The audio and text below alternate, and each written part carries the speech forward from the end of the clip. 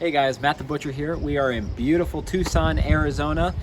Today I am super excited for this video that we're about to be making because it is my dad's favorite family recipe, smoked ribs. He's been making these for over 30 years and I have been wanting to do a video on these for a long time. So we're about to share a family secret, so let's go take a look.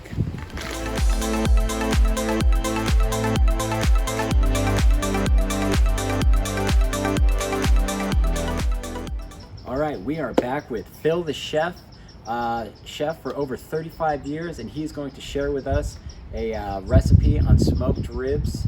Hey Matt, how are you? Good, how are you? Thank you for coming on again. Thanks for having me back. Always a pleasure, always a pleasure. Right here in my own backyard. Nice.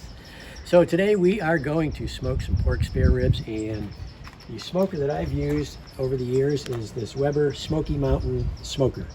And it has done a fantastic job. It's never let me down. It has done pork butts for pulled pork. We've done pork ribs, chickens, you name it. We've smoked it on here, and like I said, everything has come out just the way we've wanted it. And it's really reliable too. It's great temperature control, even though it's all manual. There's a few little tricks to it that I'll be showing you as we set this up. It'll be the first thing we'll do, is set up the smoker for grilling, for smoking. All right. Excellent, let's get to it.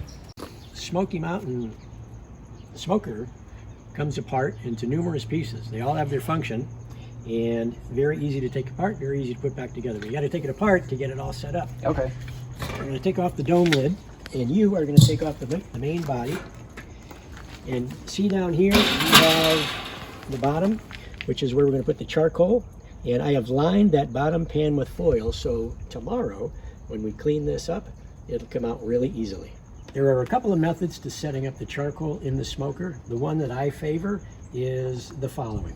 Matt, you're going to pour some charcoal into the bottom here on top of the grate, and then you're going to push it aside and create a ring with an opening in the middle. All right.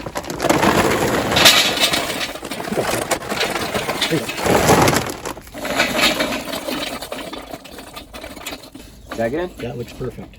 So in order to get that ring lit and get it nice and hot, we have to set up some charcoals in this chimney first. And we're going to use this fire starter. These are called tumbleweeds. They're made out of slivered wood and paraffin wax. And this is our combustible. This is what we're going to put in first. And we're going to put about 20 to 25 charcoal briquettes on top of the tumbleweeds. And then we are going to light that, get these nice and hot, white hot, and then pour them into the center of the charcoal ring. That should be good. All right, so now we are ready to get the charcoals fired up, Matt. We've got the tumbleweeds in there. We got the charcoal in there in our chimney, and now we're gonna light that. And it's gonna take about 10 to 15 minutes for these coals to get white hot. So let's go. Awesome. Lift it up. I will light it.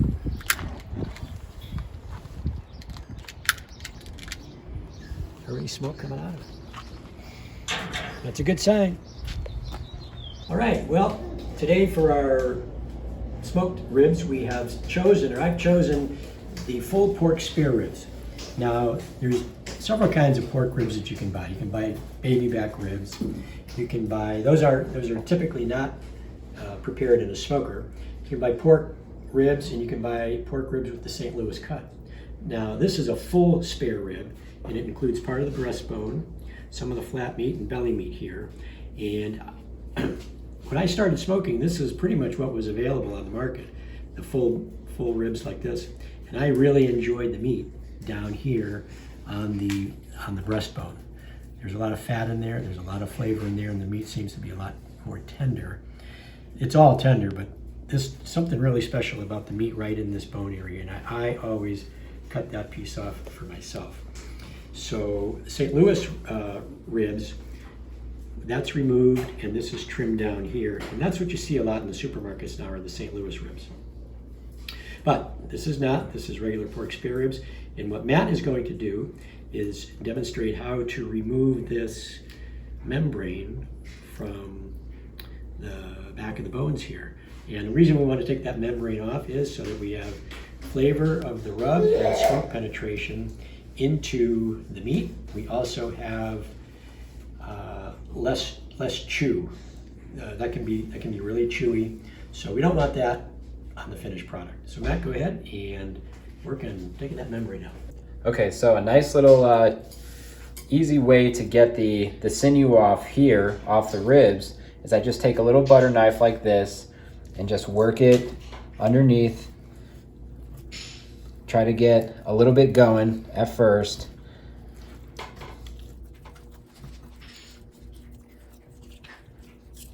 So you're pulling up one corner first? Yeah, I like to just slide the butter knife down the rib bone here, and what this will actually do is it'll get you a nice piece of sinew to work with. As you see here, the butter knife is super dull and it's not going to really cut the sinew, it's just going to help separate it. So the next part is I'll take a nice paper towel and I'll take the sinew in one hand and I'll just start ripping it. As you can see here, it's much easier with a dry paper towel. Gives you a much better grip. And again, this sinew is very chewy.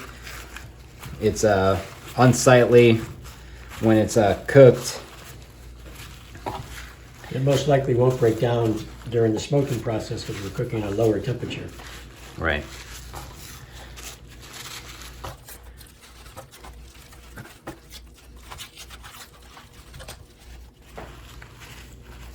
And then if your spare ribs come on with the skirt steak here, or the diaphragm muscle, and it still has the sinew attached, I just take a sharper knife and I'll just cut right where the meat meets the sinew there,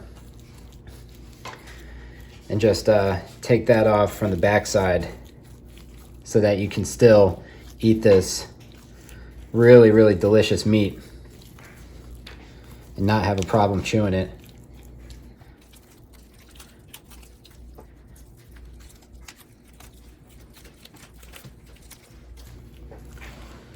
So Matt, the secret to great ribs are first of all, the meat, obviously. There's a lot of elements to it. One of them, and one of the most important ones, is the rub. So this is going to be a dry rub that we're going to add. And if you make a really good dry rub, you don't need barbecue sauce. And that's the goal here. So we've got 6 ingredients, and we're going to mix them all up together. We have kosher salt, paprika, brown sugar, cumin, and garlic powder, and black pepper. We're going to mix all that up.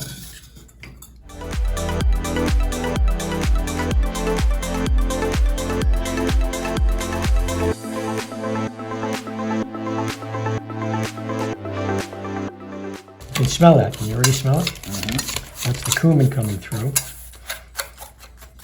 And this is a really good base rub. When I mean base rub, these are some of the essential ingredients. You want salt, you want sugar. Those two add a lot of flavor, but they also kind of neutralize each other, so it's not too salty, not too sweet. Paprika is going to add color, also will add flavor. And of course the garlic and cumin and black pepper are going to add some nice flavor. So a good foundation rub right here. And this is plenty. This is plenty for 2 full ribs that we have here. Matt, each of these ribs weighed about 5.5 to 6 pounds. Okay. Yeah.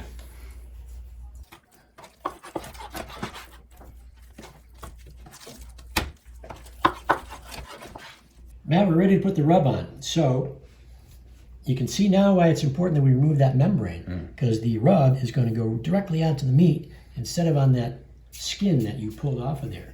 So go ahead, sprinkle some on and pat it in there good. All right. And we're going to do both sides.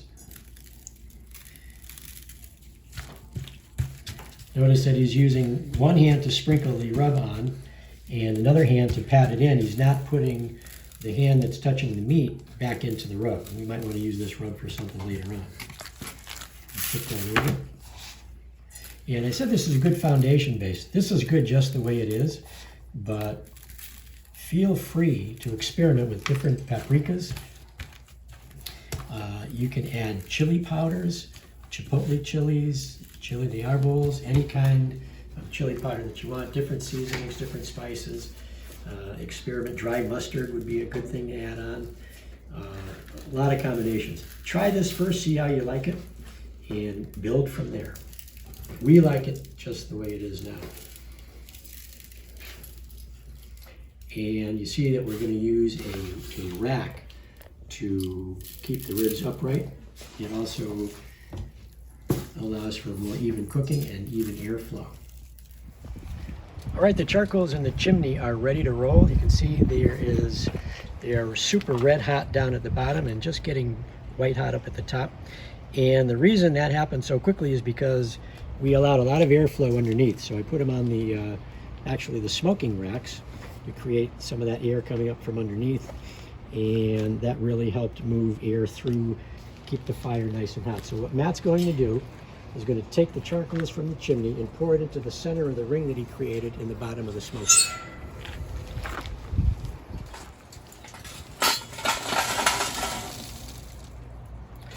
And that fire is going to slowly spread its way over the next few hours out to the outer ends of the ring, and we'll have a nice, even, controlled heat rather than lighting all the coals at one time. And we avoided the use of using lighter fluid. We don't want to add any chemicals that are going to add unwanted flavors to the meat later on. So this is all natural. So now we're going to put the smoker back together so we can get the ribs going. Now take the grates out of the body and just lean them up against the wall there if you will for the time being.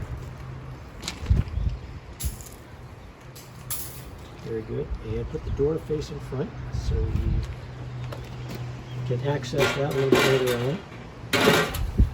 First thing we're going to do now is take this bowl. That's going to be our water bowl. Put that on in there. You can see that there's 4 little resting slots for the water bowl. I've lined it with foil so as the water evaporates and it catches grease, the grease doesn't build up on the side. It's a lot easier to clean that way. We're going to add a fair amount of boiling water into that water pan.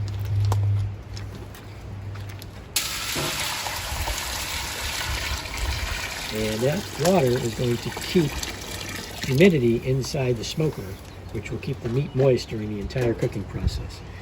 All right, now let us get one of those racks in there. I think it's the one in the back that fits on the bottom. And now let's put the cover on. So you can see there's a dial thermometer on top of the dome, and there's also a vent back here. This vent will stay open completely during the entire process. And that's going to allow air to come up through the bottom vents and come all the way up through the smoker, continuously bringing the heat and the smoke up and out, which we want that continuous airflow to happen through the entire time of cooking. The bottom has 3 vents down here that are all controllable. The full open position is a good place to start once you get the smoker started up, because you want air in there. You want the fire to get as hot as you can get it right at the beginning. You want it to get up to about 225, and if it starts getting hotter than that, then you can slowly close the vents, a half open, a third open, whatever, and there's a couple more around the back. You want some air coming in. So the more air coming in, the hotter the fire. The less air coming in, the lower the fire, the lower the temperature. And so this is your temperature control, the 3 of these vents along the bottom. And right now we're going to leave them open full, get to the temperature that we want, which is not going to be a problem today because it's 88 degrees here in Tucson, and we have a black smoker which is attracting the heat. We have the sun beating right down on it, so all the conditions are right. And the temperature is pretty much where we want it already. And we're just a couple of minutes away from putting the meat in the smoker. All right, you can see that, again, in this Arizona heat, it didn't take long to get to the temperature we want. We want to maintain a temperature range of about 200 to 250 degrees with 225 being the optimal, and that's just about what we've got. This isn't exact like a digital thermometer, but it's going to be close enough to give us an idea of where our true temperature is. So we are ready to go. The ribs are going in. Go ahead, man. All right. So we're back to our 225, that's our optimal temp. And so now we are ready to add some wood chips. I've got a 1 pound container here that you get from the deli with whatever you want in it. And fill one of those with wood chips, and you got about 4 ounces of chips. So we're gonna start with 4 ounces. This is hickory, and it's dry, it's not wet. A lot of folks will say, hey, you gotta soak the wood chips or soak the wood chunks before you throw them in the smoker. That doesn't really accomplish a lot except create a lot of steam. And this gets to smoking immediately and imparting the flavor right away. So it doesn't cool the coals down either, whereas soaked wood might. So I just go with dry chips. And most competitive barbecuers use dry chips as well. So we're gonna open the door, we're gonna throw the wood chips in, and get that door back on there. And then what we're gonna do for the next few hours is just monitor temperature. Probably add some more chips in about 45 minutes. Monitor temperature and adjust our vents as needed. So cut around in front of you here.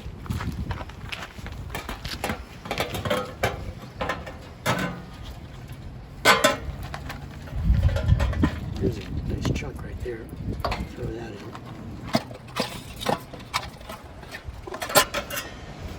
Put the door back on.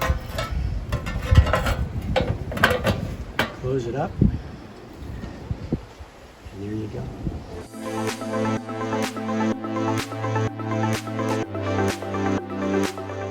Well, Matt, we've been here now watching the smoker for the last 4 hours. We've been able to maintain our temperature at about 250 on average throughout the whole time. And that is about all the amount of time that we need for these pork spare ribs. We're going to take the cover off. We're going to get a look at them. You're going to do a test to see if that knife goes in and out nicely. And we'll also see how much the meat is pulled away from the bones. Okay, great. There you go. Oh my gosh. That looks incredible. There Is they this are. what you're talking about? That's it. You can see how they've pulled away nicely from the bone. I can feel they're super tender. Nice and juicy. All right. Really juicy. Got a great bark on them, or crust if you will, from the seasoning spice. Looks like it's nice, tender, with just a little bit of a A bite. little We're not bite. looking for shredded meat. Yeah. That's a whole different operation and a whole different cut of meat. Wow. We're looking for the final product that comes off the bone but still has a little bite to it, Okay. a little chew to it. I think we're there. So we're going to shut her down, and what are we waiting for? Let's get these things inside. Let's do it. Let me hold that pan for you. Okay. Thank you very much. Look at Wow. that. Look at these. The smell is absolutely incredible. This reminds me of my childhood. Which, as far as I'm concerned, you are still in. All right, take those inside. I'm going to shut down the grill. All right. So in order to cool down the grill, put the cover back on, closed all the vents. The top vent's closed, all 3 bottom vents are closed. No more air is getting in. The fire will go out, the coals will cool, and tomorrow morning, I always clean up the next day. It'll be ready to roll. And most importantly, we won't have the water pan have gone dry on us if we let the fire continue. So that's a little tip, a little cleanup tip, and how to shut the fire down without having a lot of unnecessary extra cleanup.